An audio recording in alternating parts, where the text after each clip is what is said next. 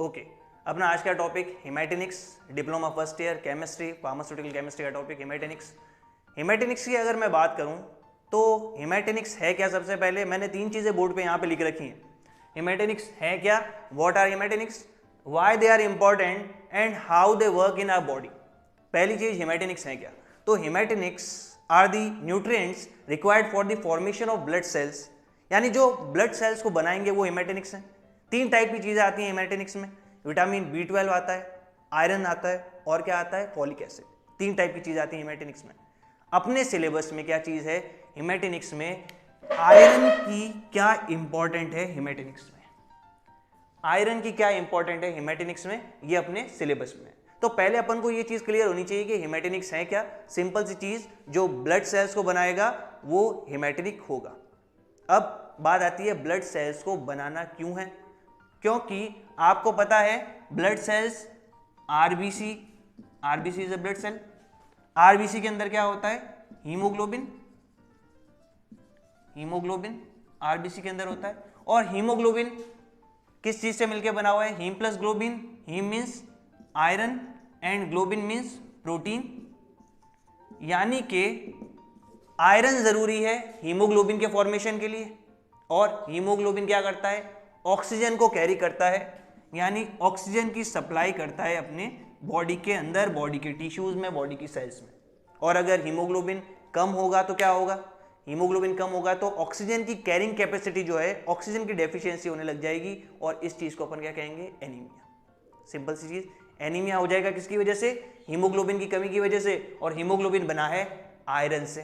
तो इसीलिए आयरन की इंपॉर्टेंस है अपनी बॉडी में, ब्लड सेल्स को बनाने में या हीमोग्लोबिन को बनाने में। अब अपन ने जान लिया कि पहले बात तो हेमेटेनिक है क्या, है ना, व्हाई दे आर इंपॉर्टेंट। अगर नहीं लेंगे तो क्या होगा, आयरन की डेफिशिएंसी हो जाएगी, ब्लड की डेफिशिएंसी हो जाएगी। And how they work in our body, how they work in our body, ये क्या कर रहे हैं, अपनी बॉडी में हीमोग्लोबिन को बना रहे हैं, जिससे क्या हो रहा है, ऑक्सीजन की सप्लाई फुलफिल हो रही है। सिंपल सी चीज। बात करते हैं कि किन किन चीजों से अपन को ये आयरन मिलेगा नेचुरली, है ना। नेचुरली यानी कि सोर्सेस क्या क्या है, सोर्सेज ऑफ आयरन। आयरन के सोर्सेज सिंपल सी चीज, green leafy vegetables, meat, egg yolk, cereals, grains, ये सब आयरन के सोर्सेज हैं।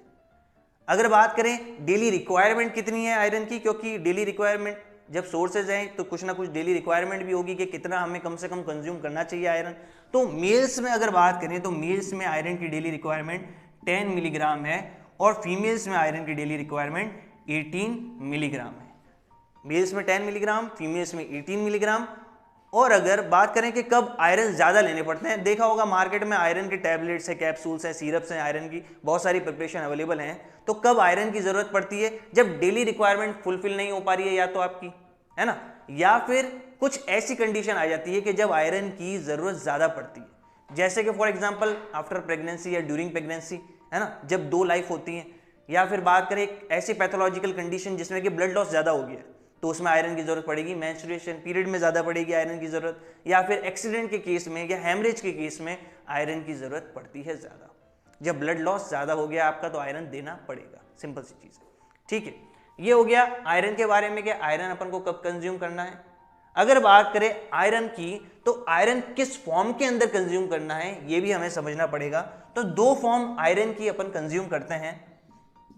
फार्मास्यूटिकल केमिस्ट्री है तो फॉर्मूला और symbol of iron Fe+2 Fe+3, ferrous and ferric. 2 form है आयरन की जिनको अपन कंज्यूम करते हैं।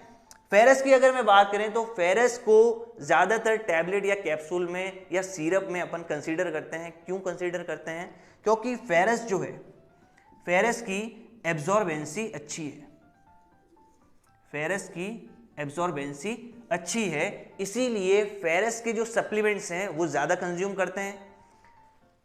फेरिक आयन की एब्जॉर्बेंसी स्लो है, स्लो एब्जॉर्बेंसी है फेरिक आयन की।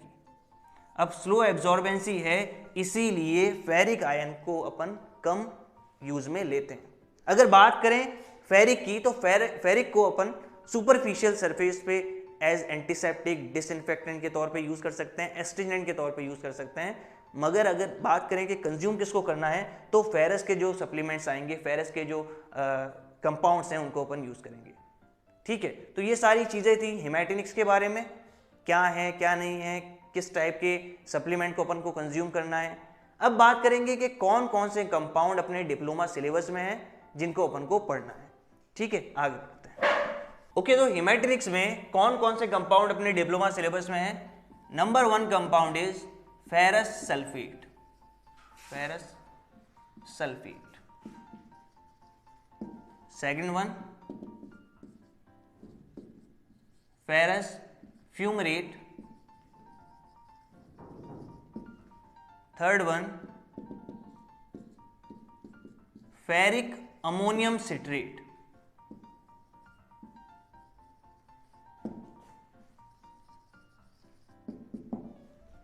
Number 4 ferrous ascorbate.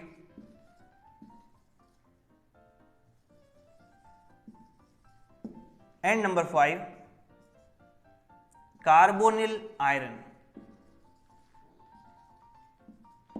तो ये टोटल 5 कंपाउंड्स हैं या 5 सॉल्ट्स हैं जो आपके डिप्लोमा सिलेबस में है, हेमेटोनिक कंपाउंड। एक एक करके हर चीज को डिस्कस करेंगे, सारे प्रोडक्ट्स के बारे में, सारे कंपाउंड्स के बारे में। 4 चीजें आपके सिलेबस में है। हर किसी कंपाउंड की पहली चीज अपन को देखनी है फॉर्मुलेशन, दूसरी चीज अपन को पता होनी चाहिए मार्केट प्रिपरेशन, तीसरी चीज अपन को पता होना चाहिए उसकी स्टोरेज कंडीशन, और लास्ट में अपन को पता होना चाहिए उसके यूज क्या क्या है। तो ये 4 चीजें हर कंपाउंड के अपन डिस्कस करेंगे। तो स्टार्ट करते हैं number 1 ferrous sulphate. Ferrous sulphate की 4 चीजें जैसा मैंने बताया, formulation, market preparation, storage condition and uses. First thing formulation. तो फेरस सल्फेट की फॉर्मुलेशन क्या है अपने पास में?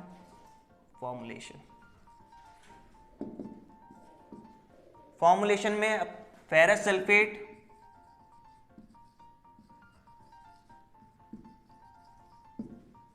टैबलेट 200 mg IP, ये इंडियन फार्माकोपिया, ये अपनी फॉर्मुलेशन है। इसके बाद मार्केट प्रिपरेशन, मार्केट प्रिपरेशन में फेरिटॉप SR टैबलेट, नीचे ब्रैकेट में ब्रांड नेम लिखेंगे इसका, फेरिटॉप SR का, इनस्विफ्ट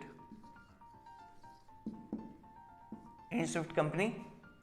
अदर एक और कोई मार्केट प्रिपरेशन का नाम लिख देते हैं, Livogen tablet,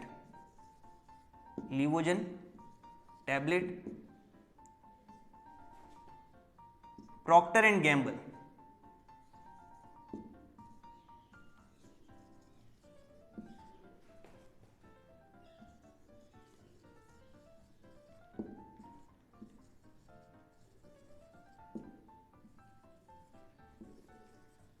Procter and Gamble hygiene and health care limited, ये इसकी मार्केट प्रिपरेशन है।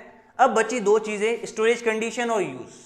स्टोरेज कंडीशन, फेरस सल्फेट को क्लोज कंटेनर में स्टोर करेंगे। It should be stored in close and air tight container. क्यों क्लोज कंटेनर में, air tight container में store करना है? क्योंकि पहले ही बताया कि फेरस के जो कंपाउंड है उनकी एब्जॉर्बेंसी अच्छी है, और अगर अपन इसको खुला रख देंगे, यानी कि अपन ने एटमॉस्फेयर ऐसा रखा कि जहाँ पे ये ओपन है और इसने ऑक्सीजन को कंज्यूम कर लिया एनवायरनमेंट की, तो फेरस आयन जो है वो फेरिक में कन्वर्ट हो जाएगा, और फेरिक अपने इतना काम का नहीं है जितना फेरस काम का है। सिंपल सी चीज़, अगर अपन ने इसको क्या किया, क्लोज कंटेनर में नहीं रखा तो Fe+2 चेंज हो जाएगा Fe+3 में, और ये कंपाउंड अपने इतना काम का नहीं है, इसीलिए इसकी स्टोरेज कंडीशन में इंपॉर्टेंट है। It should be stored in well closed air tight container. क्यों जरूरी है उसका रीजन मैंने बता दिया। अब बात करेंगे इसके यूजेस की। तो यूजेस में सिंपल सी चीज है, फेरस सल्फेट है, टॉपिक अपना हेमेटोनिक है, यानी कि it should be use as haematinic की तरह यूज होगा, है ना। और क्या करेगा ये, एनीमिया के ट्रीटमेंट में भी यूज कर सकते हैं, हेमेटोनिक तो है, एनीमिया के ट्रीटमेंट में भी यूज कर सकते हैं। इसके अलावा अगर बात करें, ये हो गए इसके मेडिसिनल यूजेस। मेडिसिनल यूजेज हो गए। इसके अदर यूजेस की बात करें तो अदर यूजेस क्या क्या है, मैं एक बार इरेज करके लिखूंगा यहाँ पे अदर यूजेस।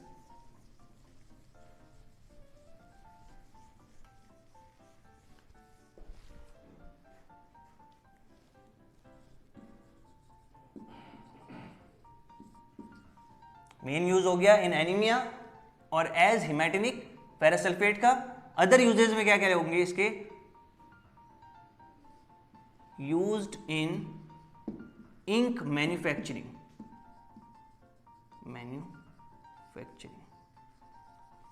इंक मैन्युफैक्चरिंग में इसका यूज है। लेदर को टैनिंग करने में काम में आता है, लेदर को कलर करने में काम में आता है, लेदर टैनिंग में इसका यूज है। फैब्रिक डाइंग में इसका यूज है, फैब्रिक को डाई करने में काम में आएगा, फैब्रिक डाइंग। इसके अलावा एज डिसइंफेक्टेंट भी इसका यूज है, डिसइंफेक्टेंट। तो इसी तरह अपना फेरस सल्फेट की फॉर्मुलेशन कंप्लीट हुई, मार्केट प्रिपरेशन, उसके बाद स्टोरेज कंडीशन, देन यूजेस अपने कंप्लीट किए। फेरस सल्फेट के बारे में पूरा जान लिया। आगे जैसे जैसे कंपाउंड आएंगे मैं हर कंपाउंड की आपको ये 4 चीजें बताता जाऊंगा। ठीक है, आगे बढ़ते हैं। ओके, तो अभी तक अपन ने देखा था कि हिमेटिनिक क्या है, कैसे वो काम कर रहे हैं, डेफिनेशन क्या है उनकी, है ना, और उनके यूजेज क्या है बेसिकली, और कमी हो गई तो क्या होगा। आगे बढ़ रहे हैं अपन, जो 3 कंपाउंड बचे हुए अपने, ferrous fumarate, ferric ammonium citrate and ferrous ascorbate. जैसा कि पिछले लेक्चर में अभी थोड़ी देर पहले ही मैंने बताया, क्या बताया था, फेरस सल्फेट के बारे में बताया था। फेरस सल्फेट है क्या, उसकी फॉर्मुलेशन क्या है, मार्केट प्रिपरेशन क्या है, स्टोरेज कंडीशन क्या है और यूजेस क्या है, वही चीज अपन इसकी भी डिस्कस करेंगे। एक चीज जो बाकी रह गई थी अपने पास में, फेरस सल्फेट का फॉर्मूला मैंने नहीं लिखा था बोर्ड पे, जो कि एमसीक्यू में अक्सर पूछा जाता है, फेरस सल्फेट का फॉर्मूला FeSO4। सिंपल सी चीज, अभी यही चीजें सारी इसके बारे में डिस्कस करते हैं। Ferrous fumarate C4H2FeO4, formulation ferrous fumarate capsule 300 mg IP, market preparation Vitcofol capsule FDC limited and Autrin capsule Pfizer. ये हो गई इसकी फॉर्मुलेशन एंड मार्केट प्रिपरेशन, ये आप देख के लिख लेना। स्टोरेज कंडीशन ज्यादातर की सेम ही रहेगी, it should be stored in well close air tight container, नहीं तो प्रोडक्ट खराब हो जाएंगे। क्यों होंगे, कैसे होंगे, वो मैं पहले बता चुका हूं। आगे यूजेस की बात करेंगे तो यूजेस एज हिमेटिनिक है, आयरन की डेफिशिएंसी को फुलफिल करेगा।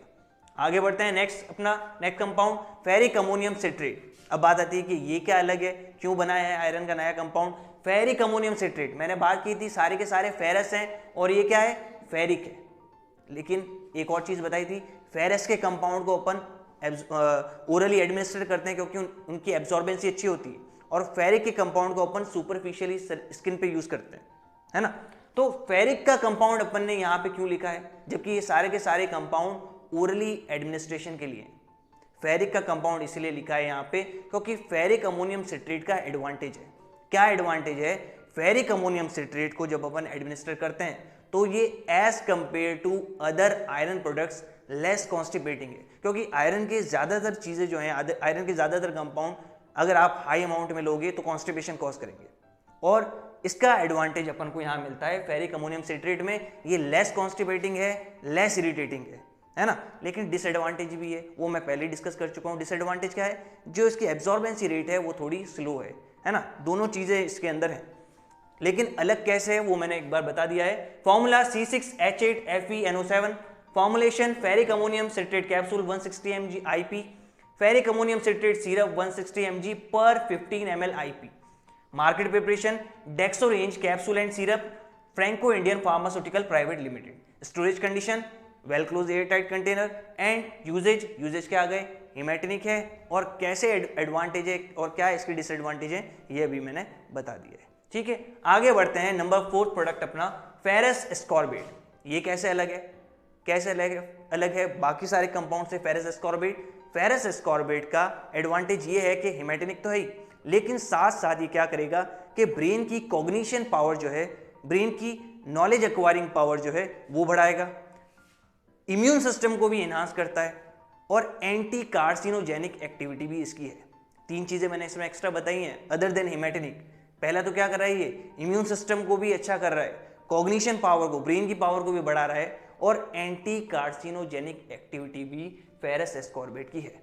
ठीक है, तो ये इसके हो गए यूजेज कि कैसे ये अलग है बाकी आयरन कंपाउंड से। अब बात करते हैं इसके formula C12H14FeO12 formulation ferrous ascorbate syrup 30 mg पर 5 ml IP, ferrous ascorbate tablet 100 mg IP with folic acid combination में है। Market preparation Feron XT, Mark Lab and Ferikind Mankind. Storage condition as well as same है ना, और storage के बाद में मैंने यूजेज आपको बता दिए हैं हेमेटोनिक के साथ में और क्या क्या इसके एडवांटेज है। अब लास्ट अपना प्रोडक्ट बचा है कार्बोनिल आयरन, उसको डिस्कस करते हैं। Yes, last compound carbonyl iron. Carbonyl iron वही पहले फॉर्मूला लिख देते हैं ब्रैकेट में, FeCO5 फॉर्मूला हो गया। आगे बढ़ते हैं, क्या क्या चीजें आती हैं पहले ही बताया मैंने। सबसे पहले क्या चीज लिखेंगे, फॉर्मुलेशन। फॉर्मुलेशन में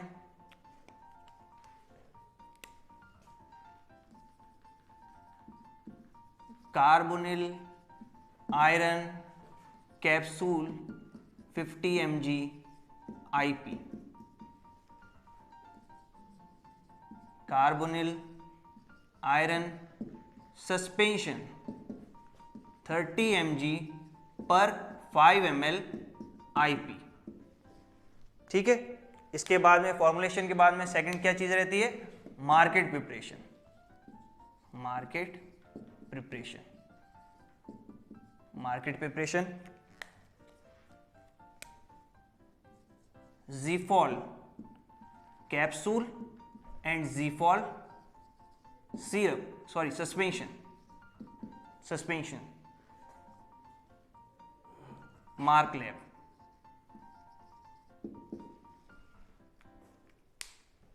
नंबर थर्ड स्टोरेज कंडीशन, और स्टोरेज कंडीशन तो पहली ही बार में बता दिया था, फिर भी लिख देते हैं इस बार। it should be stored in well closed air tight container। and last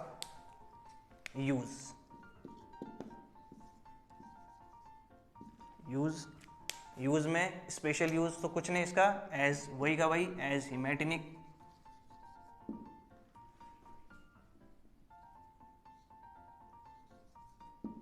हेमेटोनिक है ना, क्या करेगा, in iron deficiency, in iron deficiency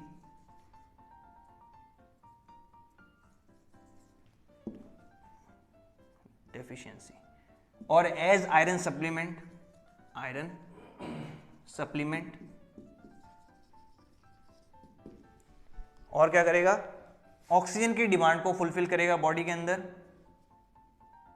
increase oxygen supply to the tissues,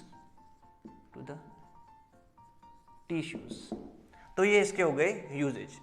यहाँ पे अपन ने इसी के साथ में हेमेटोनिक टॉपिक पूरा कंप्लीट कर लिया है। होपफुली आपको समझ में आया होगा।